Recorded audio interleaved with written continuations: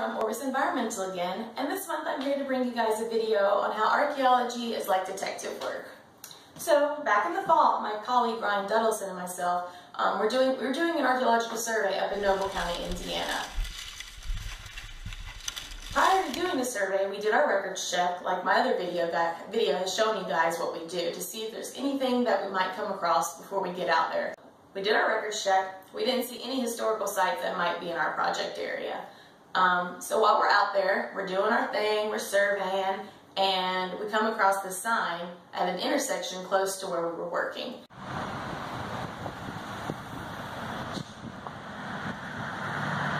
And Ryan and myself were kind of like, where is this infirmary? We didn't see it on any of our historic records that we looked at, and that kind of got us a little worried because when there's a historic infirmary, there's typically a cemetery associated with it. For those of you that aren't exactly sure what an infirmary was, in the 19th century, these places were created for the ill, poor, or otherwise people who had no place to go. Because these people were ill or elderly, sometimes they would even die there. For us as archaeologists, this meant the potential for archaeological material, but not only burials. So we have this possible infirmary, and we're not sure where it's at. We did our field work, close to where the sign was, and we did not find a single artifact. Nothing. And so that got Ryan and I to get a little concerned. Where exactly was this infirmary? So we started thumbing through as many historic atlases and maps that we could find, and most of them dated to 1874 and then forward. So it's in times like this when our jobs as archaeologists become like detectives of the past. It's our job to put the pieces together to try to get the whole picture of what was going on, not just a small portion. And in this case, we wanted to find out where the infirmary was located.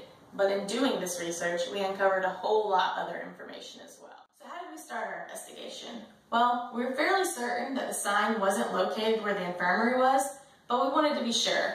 And if so, where was it? So we returned to the only information we had, and that was the sign. So we started researching Mount Salem Infirmary 1860, and the first article we came across was about ghost towns in Indiana from an Ancestry website.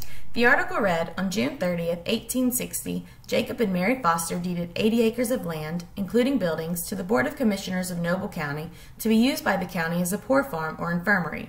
Washington A. Kuhn was employed as superintendent of the asylum. As time went on and the county continued to grow, this facility became inadequate. The Jefferson Township Infirmary was exchanged for 160 acres in York Township, about 1.5 miles northwest of Albion. The move to the new home was made June 2nd, 1872. So this article gave us a few clues: a name, a date range, and the whereabouts of the second infirmary. However, it didn't give us the answer to our question, where was the first infirmary located?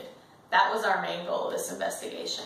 So Ryan and I began to thumb through as many maps as we could find. We were looking for a map that dated prior to 1874, because like the article read, the infirmary was built and was used from 1860 to 1872. Only maps we had dated as far back as 1874.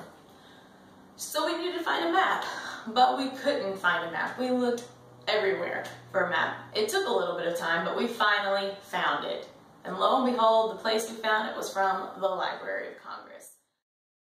The Library of Congress had a map from Noble County, Indiana, dating from 1861. And guess what?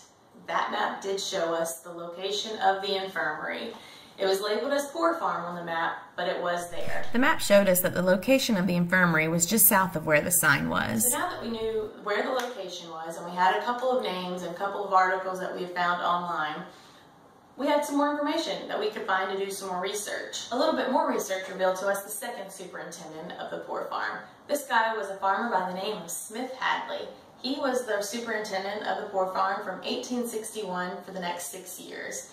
A little bit more research that I did also revealed that he and his wife were natives of Ohio, but they moved there in 1852. And in 1861, like I said, he became the superintendent where he resided in Noble County until his death. And he is actually buried just up the road at the cemetery called Sweet Cemetery. The little information we found out about the town of Mount Salem was that it consisted of a schoolhouse, a blacksmith shop, a sawmill, perhaps a dozen residences, and the infirmary. or poor farm. So now that we know that the town of Mount Salem actually existed and what it consisted of, we wanted to know about the second infirmary located north of the town. And what happened to the poor farm? Its inhabitants, where are they buried? Stay tuned for our next video where we investigate the second infirmary, along with a few of the buildings that are still standing with it, and we found out a little bit more about some of the inhabitants of the poor farm.